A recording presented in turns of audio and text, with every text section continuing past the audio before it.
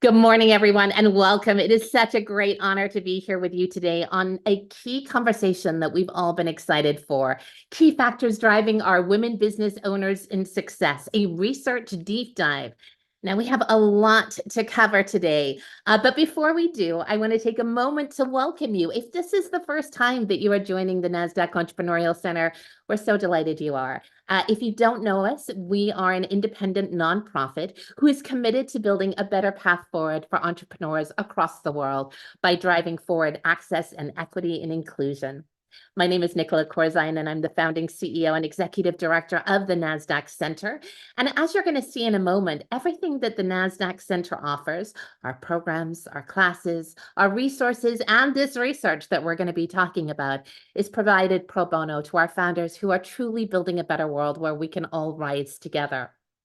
Everything we do is offered pro bono. We don't charge for anything and we don't take any equity. And it's all made possible thanks to the incredible generous contributions of our sponsors and our foundations who believe so importantly in this mission and this work. And most importantly, in each and every single one of you. So to all of them who contribute to the center's well-being and ability to offer this, thank you. We deeply appreciate your support.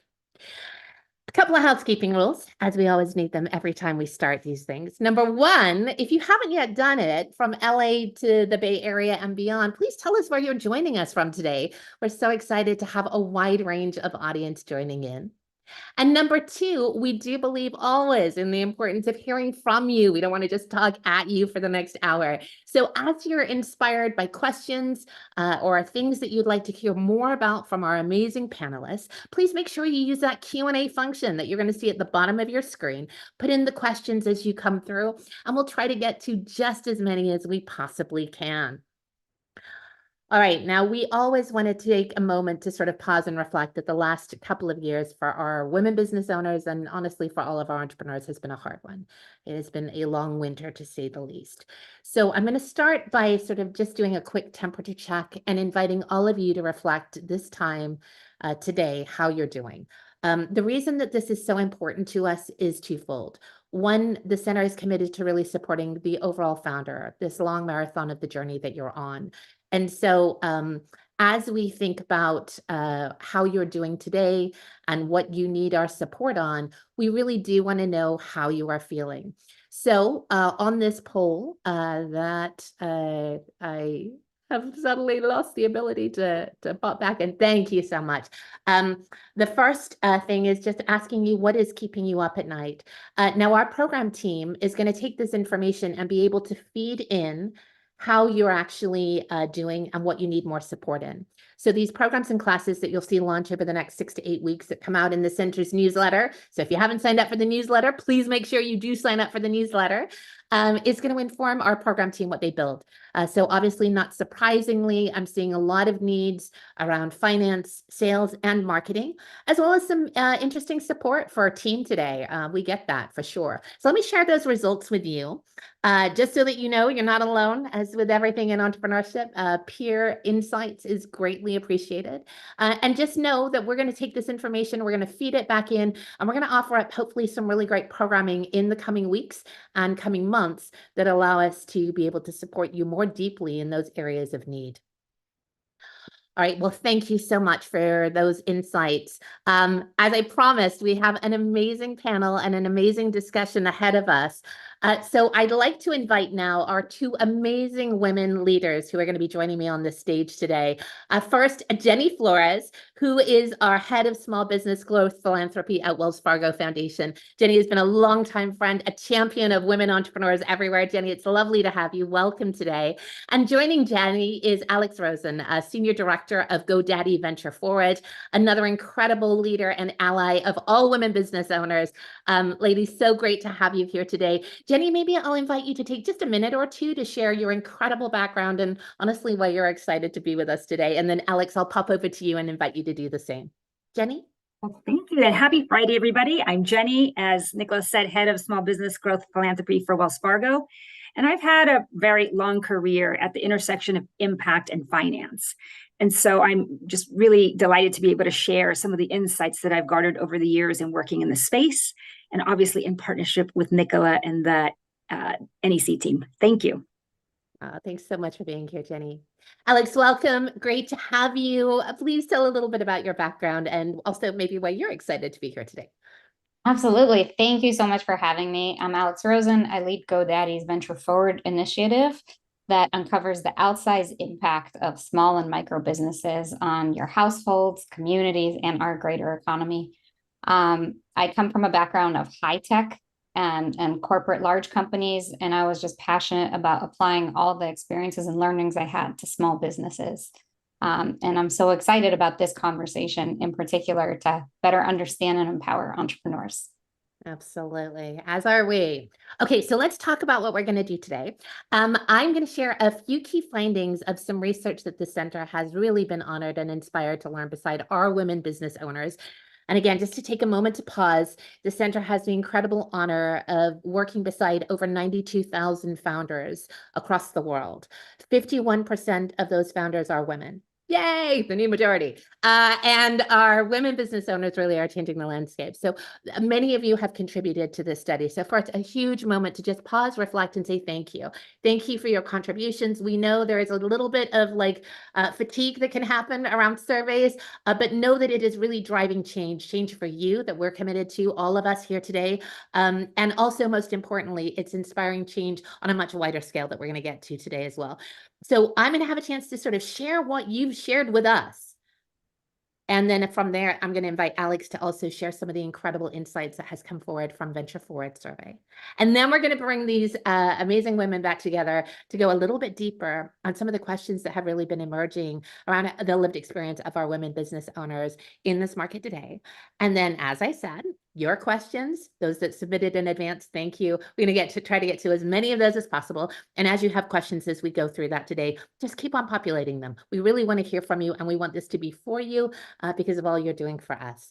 All right, so with that in mind, let me go ahead and quickly share my screen and walk you through a little bit of what we're looking at today with our research. Now, if you don't know, the center has actually been working on the intersection of lived experience for women business owners now for over 2 years. And it started out by looking and being a little bit sad and dismayed that despite everything, our women are still very much being left behind at the intersection of fair pay, ownership, and valuation. When we started, our women entrepreneurs were receiving valuations on average that were 70% less than their male counterparts. Our women on average were paying themselves $54,000 less per year than their male counterparts.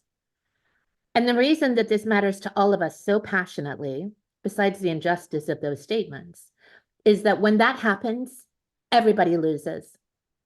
There isn't one community that isn't left behind when that happens.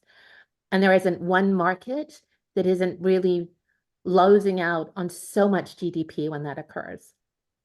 So what we wanted to say is, why is that happening? And how do we really start to better understand how we change some of that? And also what is emerging over the last 2 years around the real lived experience of our women entrepreneurs? So with that in mind, this is what we promised to do. We wanted to identify new actionable insights that could help drive us forward, inform strategies, and also support for our women business owners that could shorten their time to be able to get and actualize their growth. And also try to share these learnings with policymakers who could influence and support more outcomes for our women business owners to correct some of those challenges that were being faced. We had over 1,150 respondents that participated in this survey. Again, PSA, thank you, thank you, thank you. 860 were our amazing women business owners. And we really wanted to look at 4 key variables in all of this. One, what was the direct impact around cash flow break even? At the center, we often say cash flow break even is really a critical milestone, right? It is perhaps the one point in time when you get to say, I can control my own destiny. I've hit that mark. I've hit that inflection point. I can go and make choices differently because I have that financial viability behind me. So to us, this is a really important defined mode, and not just to us. I think to all of you, you know that too. And then we wanted to understand what controls that speed around cash flow break even. Also, we wanted to look at the average monthly revenue that was being affected by all of this. And as is going to be a dominant theme for our conversation today, ease of access to capital, because unfortunately, we have not progressed as much as we need to in that area. Now, if you take away only one thing from the next couple of minutes that I'm going to be talking with you today, I want you to know this. Despite the contrarian viewpoint, the number one thing that you can do that we found from our women business owners to get to that independent state of cash flow break even is the speed to which you pay yourself. How fast you put yourself on the balance sheet matters. It matters so much. It matters to your ability to be able to go the distance and achieve that growth velocity that we know all of you have inside of yourselves. And I know that a lot of the times the challenge with this, as we've heard all too often, is it means I'm not investing in my business if I invest in myself. But the good news, my friends, is nothing could be further from the truth. This research truly proves beyond a doubt that the speed to cash flow break even is completely dependent on your ability to see and pay the value that you are bringing to your business each and every day. And the longer that you put off right-sizing that check to you, the longer you put off getting to your financial independence. It matters that much. Now, also, interestingly, and I was a little smiling when this emerged from our incredible research team at the center, your age, your experience, how much you work in your business also critically contribute to your speed to cash flow break even. And again, despite popular mythology of like 18 and I have this dream and I'm going to go out and build $1 billion business, the reality is a decade plus of experience yields greater outcomes for our women business owners. That lived experience is needed in order to achieve the insights that your business must have to get to a growth velocity perspective. And on the mindset, and we'll come back to this in just a minute, it's so important to note that your support, no pun intended, is critical to how you're able to also stand and weather the storms that lie ahead as an entrepreneur. The more supported you feel by your community, the more supported you feel by your government, the more support you lean into and ask for around you, the better off you're going to be in getting to this cash flow break even and independent state. Now, the beauty of all of that is that's available. It's available by our friends that are joining us here on stage. It's available by so many supporters of entrepreneurs around you. And it's not something that we can't right-size in support of our women entrepreneurs. So know that mindset matters. Know that when we ask you how you're doing and you show up and say, most of the time, I'm feeling really good, I'm optimistic, the future is bright, I'm making a brighter future, it's also making a difference in how you achieve success as a woman business owner. So here's my last couple of insights for you. And some of these are like good news and some of these are interesting news. Let's talk maybe a little bit more about them. One of the fascinating finds that we did not necessarily expect to see right from the get-go is that a lot of our women business owners, not surprisingly, start their structure as an LLC. Now, the ability to start as an LLC makes a lot of sense. Lower cost, ease of use, a lot of visibility to a lot of businesses that start that way. The one challenge around being an LLC is this. It is a little limiting in what kinds of capital you might be able to absorb into your company. And so as we think about the dynamics of what kind of capital might I want to look at as a business that's growing, just realize that structure and access to capital are a little closer tied together than often thought of. It doesn't mean if you start as an LLC, you don't have pathways to change into differential structures. You absolutely do. As with everything in entrepreneurship, the name of the game a little bit is speed, as well as efficiency and low cost.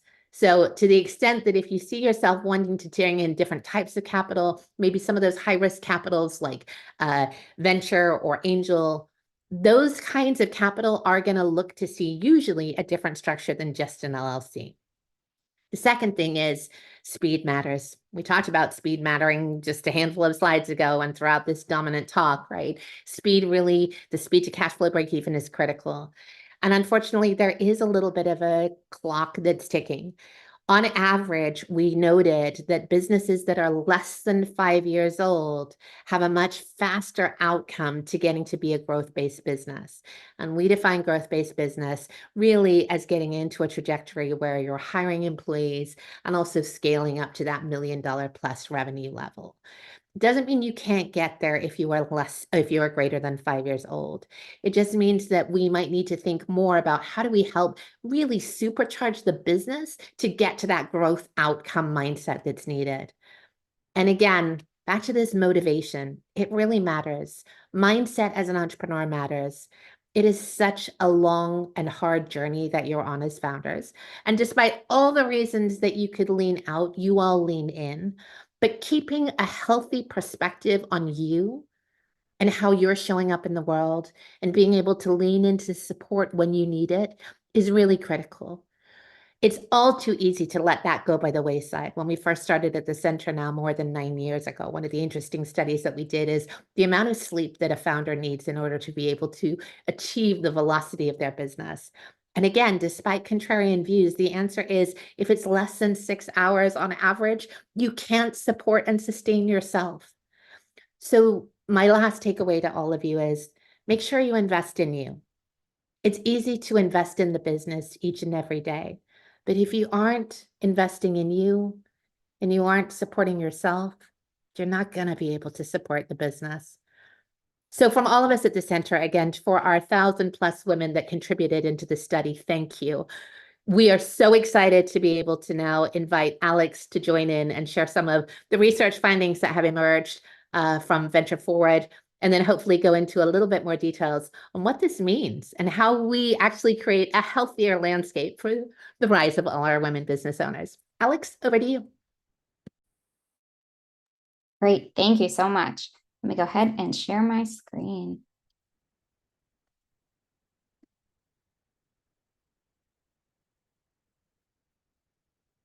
Okay.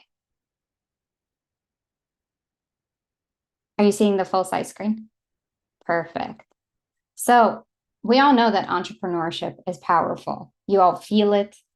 We believe it. As Nicola said, there's so much that goes into it. But sometimes without data, maybe that's just a very strong hunch. And that's what Venture Forward set out to do, is to provide the data that helps make data-driven decisions around things that help entrepreneurs like you. So what do we do a little bit to zoom out of who we're talking about when we're going to share our findings?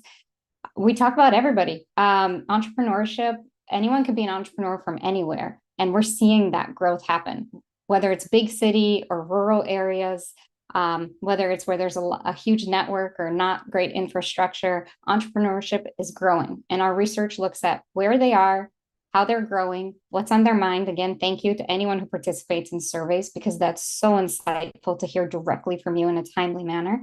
And then also how entrepreneurs impact the economy. So one last slide on who we're talking about is when we look at it, as we mentioned, high growth is also 5 to 9 employees. Most of the people we're talking about are probably, like you, fewer than 10 employees. Most make income from their micro business. And these micro business are significant to the people supporting them, the communities, local governments, because they actually support a household. 1 in 3 is the breadwinner, contributes more than 51% to their household income. So it's not just a nice to have. We're able, with our data, to capture how important the micro businesses are. So let's talk about the powers of entrepreneurship. I'm going to share 4 with you. Power 1 is lifting up communities economically. For every 1 additional micro business per 100 people on a county level, that's almost $500 of household income impact. There's about 7 jobs we've calculated created for every 1 micro business entrepreneur on a county level. If you think about how many entrepreneurs we just saw in that last slide, multiply this by millions and millions, and you see the huge impact of why small businesses and micro businesses really matter. Power 2 is closing economic and equity gaps. When we first started our research back in 2018 and our first survey 2019, it was less than half of the owners were women, and now more than half are women business owners. The pandemic really shifted a lot of that. And we're talking about digital micro business owners here. So people with a website who are running their business with some sort of website presence. And about 3 out of 10 of these women are also the breadwinners in their home.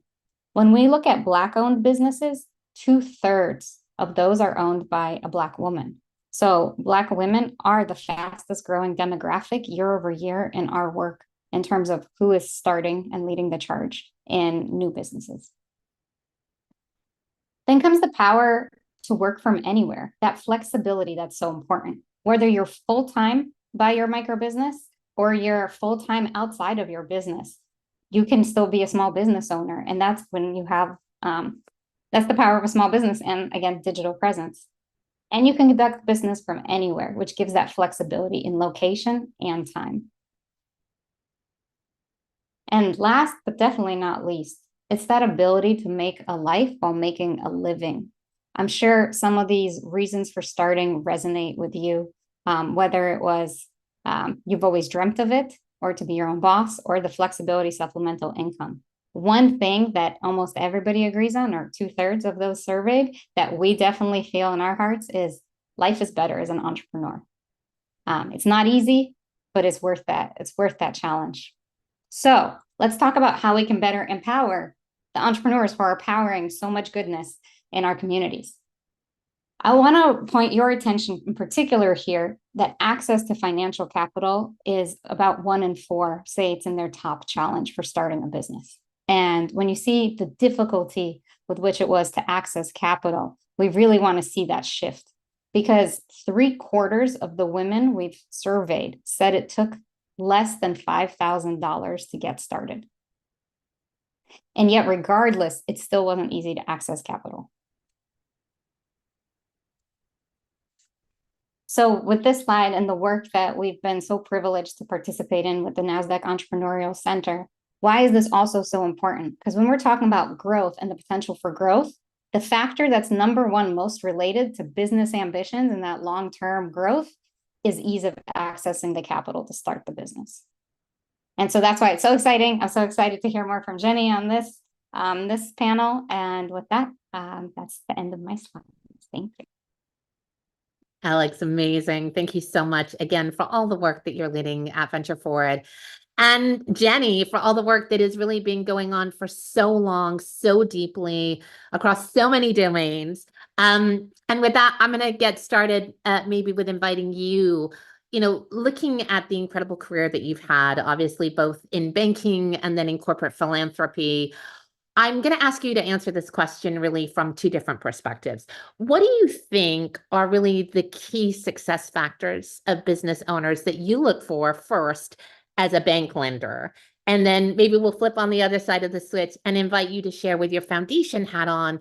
What do you think about then as a philanthropist? Great. Well, I want to start off by saying that banks, most people think about a bank as, I'm going to go to the bank and your job is to make capital available. And yes, that is definitely true. That is why we exist. But at the core of our business, we mitigate risk. And if you understand that, then as an entrepreneur, you have the opportunity to ensure that the banker that you're speaking with can fully understand your business and recognize where the risk is and where it isn't, right? So when you go in to get a loan, the bank will do a lot of the financial, look at your income statement, like what kind of revenue, cash flow will be very important to determine the size of the loan that you can carry. They're going to look at your credit, your credit report and your credit score. They'll look at what other debt potentially you have. Do you pay on time, right? They're assessing risk. Yeah.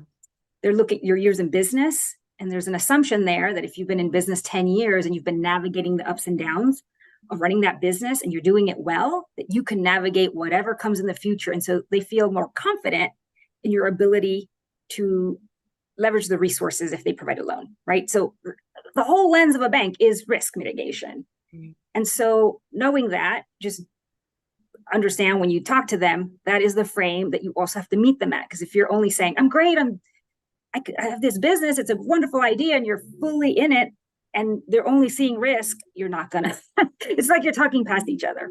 Yeah. That's number one about how bankers think. So on the philanthropy side, I feel like My job is to absorb that risk, Mhm. whether it's real or perceived. So, as an example, there are entrepreneurs who come to the bank and say, I have this this idea is revolutionary. And I agree, it's great. And then we run the analysis on the person, we pull the credit report, and it's like, your credit score is 500. Like, you have you have hurdles. So I always say my team invests in high potential entrepreneurs who are also perceived as risky. And my philanthropy dollars on behalf of the bank go to absorb the risk. So we launched a program that would provide the entrepreneur a secured card, meaning there is money down that is put to back the loan, and the philanthropy dollars that I put on the table will pay the loss. If the entrepreneur doesn't pay it, can't pay it, our philanthropy dollars will reimburse so that the bank is made whole and the entrepreneur can get the capital. And so I think of our investments as that. I go around and figure out where are the pain points in this process for entrepreneurs who are considered high risk, and we absorb it so they can move. Mm. And that is the strategy that we've been using to enable the aperture of capital to widen, so that no matter if you made a mistake in the past, that's life. Yeah. That you are not barred from accessing capital because of that mistake. Wow, So hopefully that helps you understand how so we do business here. That is so amazing. And I think so inspiring too, to know that a mistake, well, maybe it closes one door, there's still these other doors that can be opened and accessed. Right.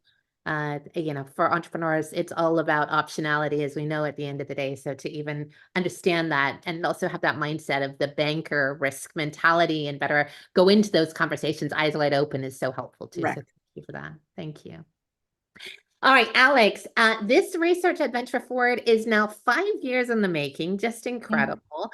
I've got a two-part question for you too as well. What are some of the insights maybe that have surprised you the most, either this year or over the past few years? And then what, if anything, has evolved during this timeline that hopefully gives you hope or maybe some discomfort too, as we've talked about in the past? What do you think? Yeah. I'd say two things that surprised me were, one, that not every small business wants to grow big. I think a lot of times we talk about small business and we talk about them being high growth, or their long-term ambition might be to be a unicorn or a corporation. But what we've found is that there's actually a pretty even distribution between those who want to stay small, want to be mid-sized, and want to grow large. And I think that's really important for those supporting them. And again, assessing risk, assessing return on investment, or how to best meet them where they are, to keep that in mind. Because while they might not have ambition and size, what also surprised me simultaneously is that 1 in 4, as the slides showed, have more than one business currently. So the size of the impact is not necessarily the same size as the organization. And the other part of that surprised me is that ease of capital doesn't change for multiple businesses. That I would have assumed, or I did assume, that experience might make it easier. You'll learn how to work with a bank or whatnot. That actually women who own multiple businesses did not say it was easier or not easier. It was actually just seems like a mindset thing. And you talked a lot about that it's a mindset of the ease or the difficulty, no matter their size. And then the other thing, oh, sorry, go ahead. No, I was just going to double down on that for a second. I think we saw that similarly, Alex, where it's like, 33% of the businesses that we surveyed were breakthrough businesses the first time out the gate. And again, I think there's this like, oh, you got to celebrate failure for the sake of failure because that's going to make you smarter. And for our women business owners, not at all necessarily the case. These women are incredible coming out the gate. And many of them that aspire to be in that growth mindset are doing that breakthrough in that first business. Yeah. Sorry, back to you. No, that's absolutely.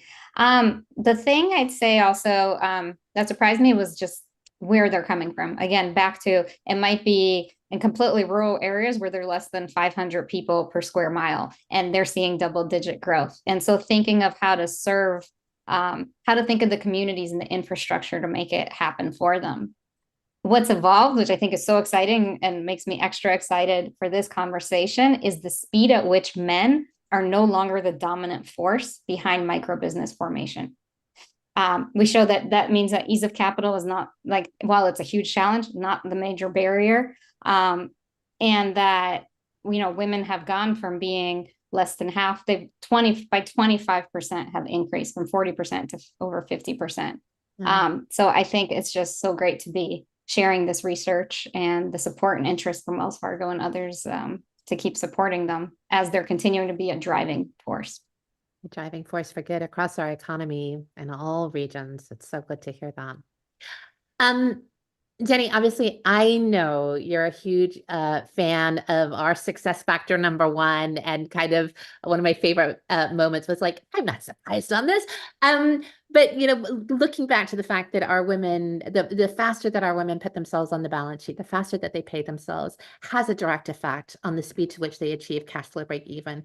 When you sort of sit with that statistic, does that surprise you? Again, I kind of know that I've keyed up the audience, it doesn't, but why doesn't it surprise you? And I guess, doubling down a little bit on that, you've supported the pay yourself plan that the center has put forward.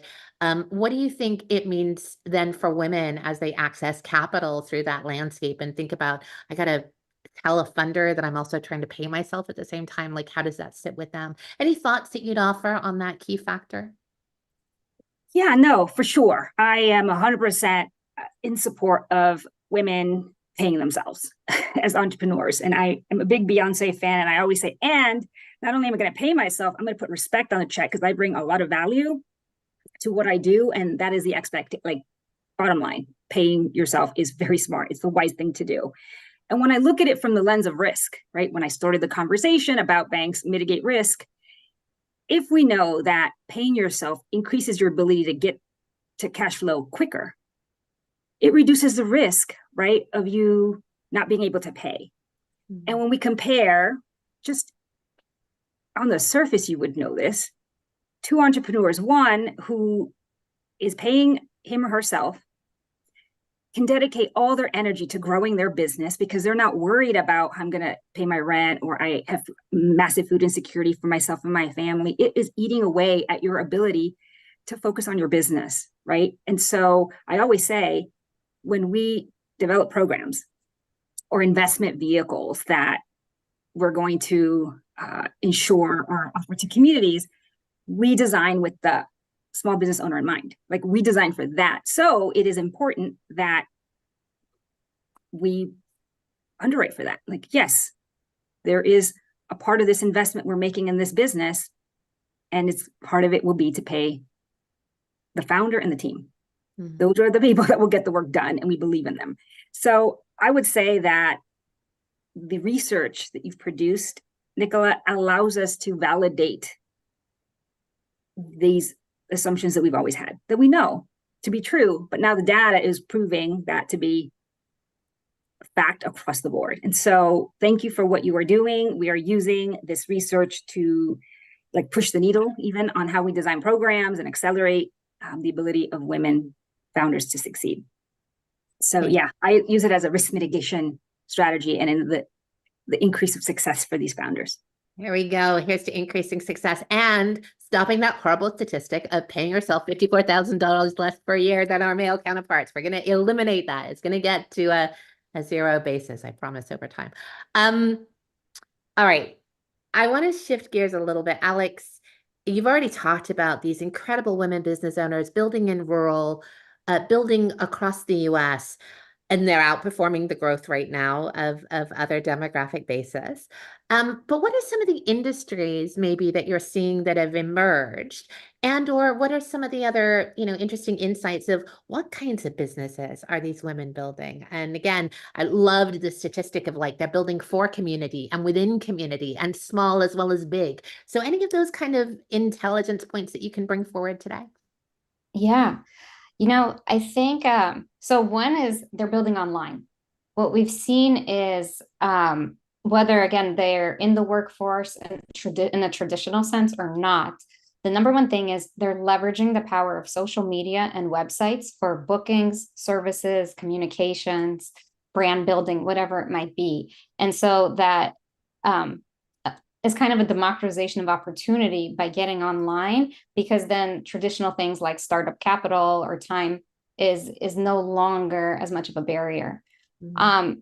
what we see also is it runs the gamut in terms of what it is, what's the industry, but the motivation for women is much higher to say, I had a product idea. I had an idea for a new product or service. So it's not just, and we see that more among single moms and moms. So one thing I'd point out also is it's not even just about industry, because a lot of times that's how these people, these micro business owners think about it, is they think, I want to sell, or I want to create something, or I want to support my family, and not, I want to go into this industry. And that's kind of like our way of looking at it, right? When we look at it in aggregate. But the types of women I just wanted to mention again is looking at different backgrounds of them, and the fact that moms and single moms in particular are really showing up more likely to be registered, though an LLC. So that's good insight you shared, because we'll have to take that back. With LLCs, with in terms of their how they're advertising, and just there's just different how they're organized, things like that, that they are making the most of it. So I think that's one thing that's really standing out with the record, that their starts are also much higher, is the family situation that we might assume, again, is a setback, actually seems to be aligning with inspiring more entrepreneurship. Yeah, we love that. We see within our Milestone Circles program, which again, thanks to the generosity of Wells Fargo, has now supported over 2,000 women business owners across this country, and the values, the reasons from which they're building, and also how they are continuing to pay it forward in their communities.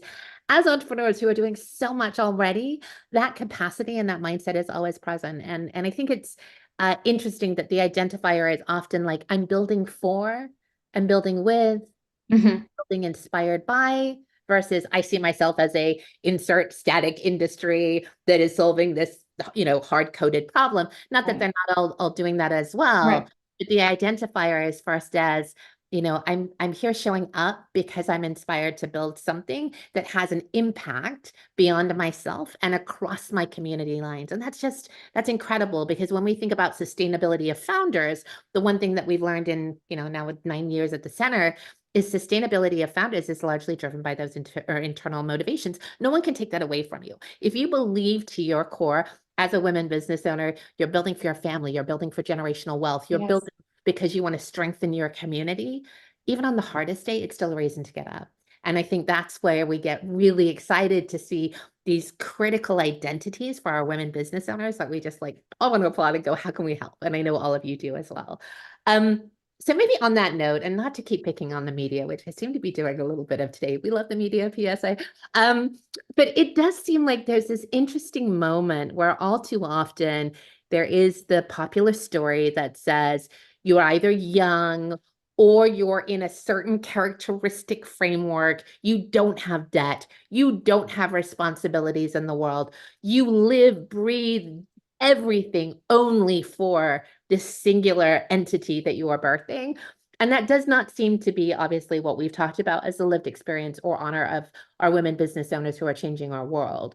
What do you think of as an opportunity standpoint, therefore, when we take into account this wider definition of who an entrepreneur is these days in America, strengthening and building vitality for our communities across this land?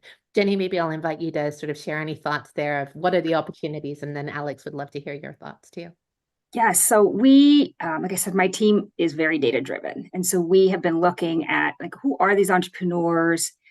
From a recent Harvard study, we know that the average age of a startup founder is 42 years old. The median age of entrepreneurs in the United States is 55.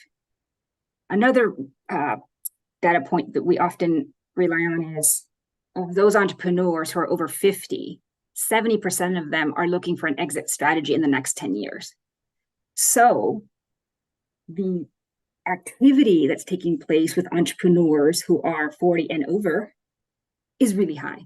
They're starting companies, they're getting ready to exit companies. There's just a wealth of opportunity in this space. And so despite what the media may paint as an ideal scenario for someone, and I'm not going to deny that when you're young, you have a lot of dreams and you may not have as much responsibility. So it might be easier, But I will say that success definitely is connected to experience.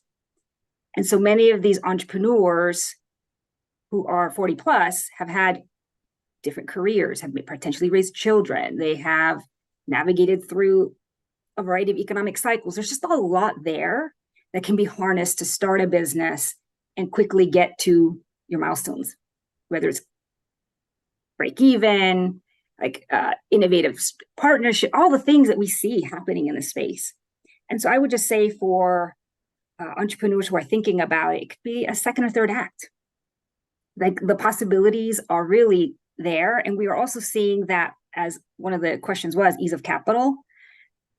In a survey that for women ages 40 through 49, they reported the most ability to raise capital, like their ease. It just felt like we can raise it and it wasn't too bad. Like we went out there and like funded our business. And so I would just urge, as you're making decisions, to look at the data. What is it saying and what is it not saying? And how you choose to structure your business, how you choose to capitalize the business, create partners, all of those things matter, no matter what age you are. But I just think that when you have more experience, you definitely have this leverage that needs to be woven into the founder story and how you organize the opportunity. I love that. So insightful. Thank you, Jenny. Alex, anything to add from your side?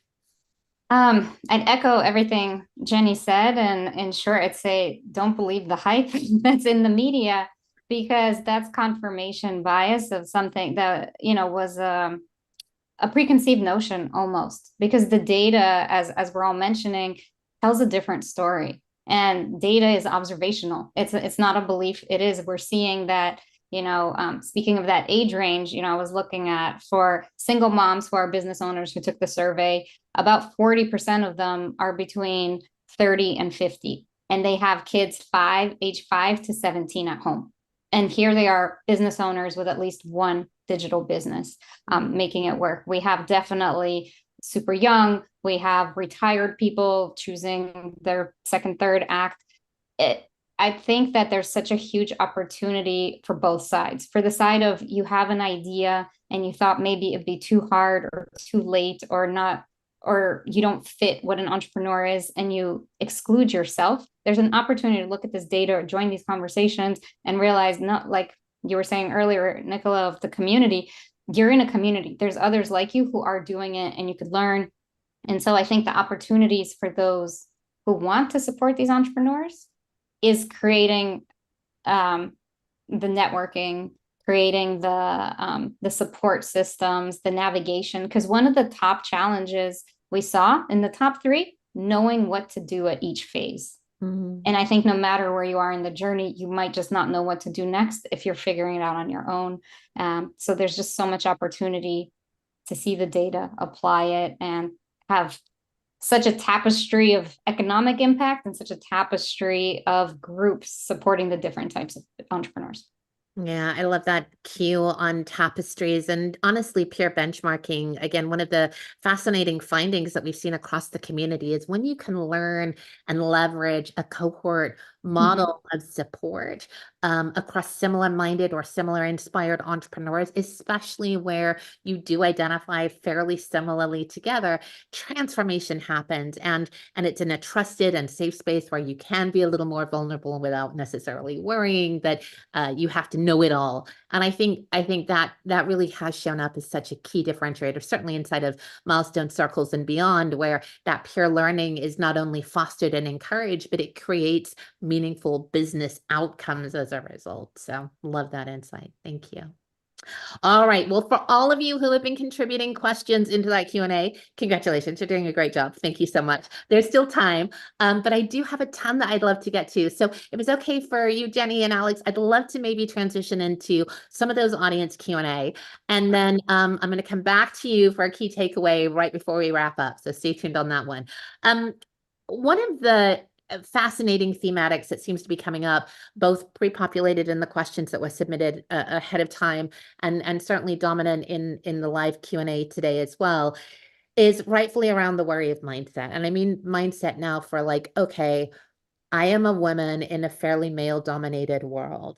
And I am quite honestly not sure how to navigate through being somewhat unique in this perspective of either leading others from a gender perspective, and also equally, dealing with this fact that males seem to be encouraged to fail and fail fast, and women are not encouraged to be in that same. And there's a higher expectation, at least a perceived higher expectation of performance. You are both amazing women leaders. So let me start by sort of inviting your own personal thoughts, perhaps a little bit, and in tech and in financial services. So again, somewhat male-dominated historical world, so not the new horizon as we know. But how do you sort of mentor, nurture other women as they feel this anxiety, this understandable anxiety of showing up and wanting to do their best work, but also having to feel this uncertainty of performance outcomes as a woman in this space and in this field? What would you offer to them as guidance or as helpful insights? I would say for me, I have definitely spent most of my career in mostly male-dominated environments. And I have learned along the way to distinguish when I'm getting gaslighted, which is a lot of the time, versus when there's a real concern. And so I've learned to operate from a point of view of data and having real examples of the opportunities that I'm trying to make a reality inside of a bank, for example. And so I have always data. I have a very strong track record of delivering what I say I'm going to do. Very innovative. I'm very collaborative. And so when I show up and there is a problem, I go through it's like a checklist of things. Like, these are all the things that are in line to support the success of this idea or this opportunity. And so, and if you start to get people trying to explain away fact, I'm like, this is not me. Now there's this maybe a political situation going. And I really do call it out. Like, to be very transparent about, are we building for X? Or are we, like, what are we doing now? And so I just always try to get very clear. And I have made a very conscientious choice that if there's going to be an environment that's going to try to limit my ability to succeed, I'm out. I'm not wasting my time. I like surround myself with people who want to nurture success for everybody. And when I am in a space, like, you have to make that decision for yourself, whether you're going to try to fight the system and make yourself into a pretzel and have stress and like literally break down to try to prove somebody wrong. I'm like, I'm not trying to prove anything to you. If we're not going to work on this thing we said we were, then I'm going to go figure it out over here. Over here, I'm going to get it done. I'll go around you. I don't need to engage in nonsense.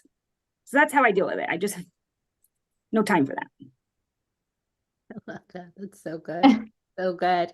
Alex, what about you? A lot of that resonates for sure. I think that thinking of those environments where you encounter resistance and it's so easy to want to react. I've definitely been there where I've wanted to prove something. And I remember very early in my career, I had a manager who said to me, who was a man, who said, perception is reality. And I remember thinking, no, reality is reality. But he was right in a sense. And I've learned that perception, just like we said with the media, there's a lot of confirmation bias that happens when you have a certain perception. It's really hard to shift it. And so I very much agree with what Jenny said of finding where there's organic, positive energy and momentum, and not taking too personally where there's resistance, because it takes so much more time and energy to try to prove someone wrong if they don't want to see what's a fact, what is reality, what's objectively true, and by true, I mean a presentation of ideas, a presentation of results. So yes, something that's concrete. But if they don't, if you're not getting the reaction, if you tried for something and you're not being successful, I think learning again, 100% there will be someone else that will be receptive. And so to not take it too personally, to try, I've learned to try to recover faster from that and rebound and go towards where it seems there's more, again, receptivity, because then it just starts flowing and going. And I'm sure everyone on this call has so many ideas and been in both situations where when it feels right and you feel appreciated and empowered versus gaslit or shut down. And both, there's different flows of energy there. I love that. All right, so staying with this very important theme, but maybe going a little bit more into some of the questions that have emerged around performance within teams, within male-dominated teams, and also pay, another very highly sensitive subject that often comes up. And just on the latter for a moment, had a board member that shared with me, without naming names, the university that sponsors sort of the top 100 women coming together across the world. And she shared on average, and they've been working beside this, it took them an average of 5 times coming to that conference, before they felt comfortable in sharing what was really top of mind to them of like, am I actually getting paid what y'all are getting paid? And like, what is my comp package good, bad, and different? Like, how's it stacking up? So the 2 questions that I sort of want to invite your thoughts, or just again, insights and motivations for our women business owners are, how do they address pay disparities within their organization? Meaning like a woman comes in and asks for a raise, and maybe it's not as strongly positioned. How do you support sort of like gender fair pay within a workplace? And number 2, when there's more of a competitive drive on their male team members, whether that's like, I'm going to go all in and just get it done, and like, I want a raise and I want performance increases. How do you kind of, stress test that again as a leader of an organization, and also sort of thinking of that as you're building your talent base up, knowing the importance of what it stands for? What is some inspirations that you've seen in your career journeys, or how would you coach women to sort of think through these 2 aspects? It's a lot there, Nicola. I know. Like 5 questions at once. Pose those meaty questions. Our women are posing these meaty questions. What would you say? So I would say on the topic of, am I getting paid fairly? I think my bar has always been other men. I'm going to go find out, like, I wonder where I'm sitting on the scale, because it's not often revealed. I'll go ask my male peer, and men are very like, I don't know, nonchalant about money. Yeah, here's my comp package. And they tell me. And then I'm like, what in the F? Okay, well, now I have a data point, and, I literally outperformed this guy. So I'm going to go in with this data point, not naming names, but like I have literally used that little trick over and over and over. Great to get paid. Like if I ask another woman, we're both probably lowly paid. So I'm not going to put my bar to them. So just telling you, like, know where your comparison point is. So that's one. And the second thing is, once you know that information, please, please, please say something. Yeah. Don't be mad and sit there with the anger. Go and advocate for yourself, because data is very powerful. In terms of how compensation happens on teams of men and women, I am really, really committed to equity. And so me personally, and I often find that HR is not going to tell you this. Like when compensation decisions are happening, it's just pool of money and then you go and figure it out. It is important to have that lens when you are making these decisions.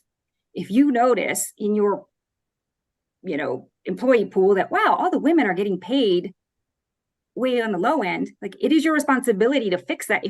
If like performance, they're all doing great, you have to fix it. Otherwise, no one will. Nobody will. And yes, companies run all of these analysis. Yeah, like there isn't a pay issue here. Like but it happens with managers. It's a very powerful opportunity to make change. And so I definitely am very proactive in making that much more equitable when I see that it's a big gap. I love that. And again, a plug for the fact that in our first phase of work that we got to do with Wells Fargo Foundation on lived experience for women entrepreneurs, we did actually look at the fact that most of our women entrepreneurs come in building a company with this commitment to equity of pay. And so there are some tools that you can find on our site around like, how do I build a fair pay plan for my organization? They're all free. So please feel free, share them out. We need to share more in this field and in this space. It feels all the time. Alex, anything that you'd add into that again from sort of I think this, again, that being data and benchmarking is so great. All our data, and I know we'll send the link, is available for anyone to download. I think doing your homework is key to be objective. So you're correcting the right amount, not overcorrecting, making sure things are equitable and sustainably equitable. Because sometimes we might feel super kind and we might overshoot in one direction, and then you can't do it again, and then that doesn't feel fair to the next round or whatnot. So I think trying to think 2 steps ahead and using data. So if you know what's in the market, to your point of building a workforce, you know how much you have, you know what's in the market, and then think, I would say, always think not fixing immediate and reacting, but try to think 2-step scenario plan, so that you know what then is comfortable, and then you can maintain and not have to compromise your own vision for equitable pay or for paying yourself. I love that. All right, we've got time for this last question. There are so many good ones. I'm sorry that we can't get to all of them, but I know we're going to do more of these conversations. I promise you this. So it's not the only time that we're going to get to have this kind of intentional, authentic conversation around the lived experience and support of women business owners. But here's the question. And again, it's one that I think for so many founders, they struggle with the balance between non-dilutive funding and dilutive funding. And again, for those of you who don't know what that means, which a lot of us don't, non-dilutive funding largely means like, should I go apply for grants? How do grants work beside like me trying to go get a loan from an amazing person like Wells Fargo Foundation and Jenny? How do we think about building up a healthy capital stack for our women business owners? Is there a worry that like if you take a certain type of capital that it's going to limit your pathways forward? And or how do you advocate for women business owners when they're thinking about what's the right kind of capital for me to go seek for myself at the earliest stages of our business? Let's end there, and then I'll invite your final takeaways. Jenny? I would just say that it is important to understand your business strategy, right? To figure out, what am I really trying to do, and what are my growth projections over the next couple of years? Like, how do I get there? And aligning the capital in a very smart way. I always say, if you are trying to grow and you think you're going to grow just on grants, that is not going to happen. That is not a sustainable way to grow. I think it's useful to use it with a very specific goal in mind. So for example, we have a program where we help provide the down payment for real estate acquisitions in certain markets. Like, we've picked 5 markets, and we will use grant as the very first part of the capital stack to help an entrepreneur purchase a building, for example. If that is in your strategy and you figured out, I can afford that payment, and this is like going to get me there, I'm taking this grant, great. If you cannot, and like buying this building puts you in a hole because now I have cash flow issues, just operate like that. It doesn't make sense, right? So you have to think about, where am I going and what is the smartest way for me to get there? And just because there's a grant that is available doesn't mean it's smart for me to take that. So I always say, it all depends on where you're going. I love that. I love that. But it's so important, right? It starts with the end in mind. What kind of business do you want to build? And then figuring out the capital that is most in support, that is most catalytic to building that business. That's incredible. Thank you. Alex, anything you'd add from the data of what you're seeing around non-dilutive or dilutive funding for our women business owners? Anything that's shown up for you? We're seeing that a lot are self-funded. Some there are either self-funded. We used to ask if they doubled down on home equity to see, especially during the pandemic, if people pulled funds from their house, and they did. And so I think, again, I know I keep saying this, but I echo what Jenny said of, you have to do the calculation of, is the money, having that money now with that interest, you're going to have the cash flow to then reimburse it, or do you want to take it from savings and not have that, not have that debt, not have that interest, and just in terms of the timing of your plan on where you're going. So we see everything. Again, with our data, we try to reflect and give context and benchmarks, and rarely any advice, because it's such a personal journey. It is. It is. And in support of that personal journey, again, thanks to the generosity of our amazing friends at Wells Fargo Foundation, we have a Capital Pathways Toolkit and workbook for you as well, which really starts with that end in mind. Invites you to think, What are the things that I want to be thinking about? My exit strategy, my liquidity, my priorities as a business owner. And then it reverse engineers and says, of the 45 different capital options in front of you, what might be the best ones that are right for you? Because one size does not fit all in entrepreneurship, as this has been a great theme for today. Well, on that, we are at time. So my friends, let me invite your final takeaway for today. If you could leave our amazing women business owners who are going to go share this far and wide with other amazing women business owners, what's one thing you want them to take with them today as they go off and continue to build great businesses? Alex, let me start with you. And then Jenny, I'm going to invite you to wrap.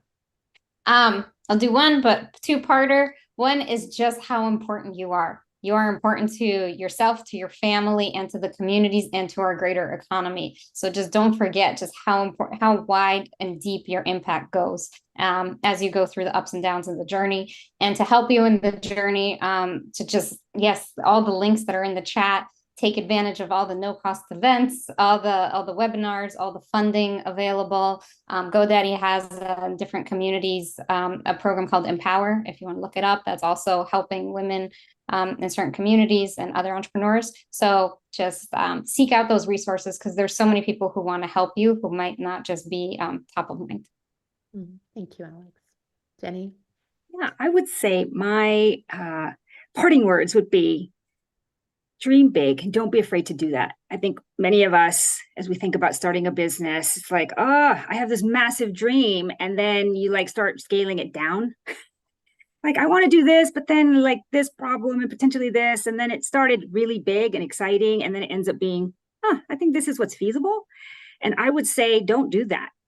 Like, dream, be bold, and then figure out who are the people who can help bring that idea to fruition, because we are there.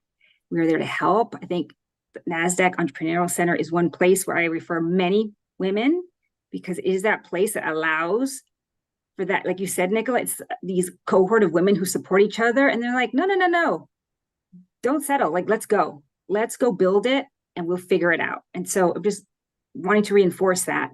And also just thank you, Nicola, for what you do each and every day to support all entrepreneurs, but especially those female founders, because it is such a, I would say, so delicious to be together and to be making people's dreams come true. Thank you. Oh, thank you. And what a delicious way, really, to have a Friday together. For our friends joining, thank you so much. You truly are our inspiration. If you haven't figured that out, all of us are so inspired by the work that you're doing for all of us. Please stay tuned. Please sign up for more of the resources. We will be sharing the slides out. Yes, absolutely. No problem at all. And we hope to see you all very soon. But until then, pull forward another woman entrepreneur. Make sure that we're supporting and motivating our women where we need to. And thank you for going bold and being big. We'll see you soon. Take care.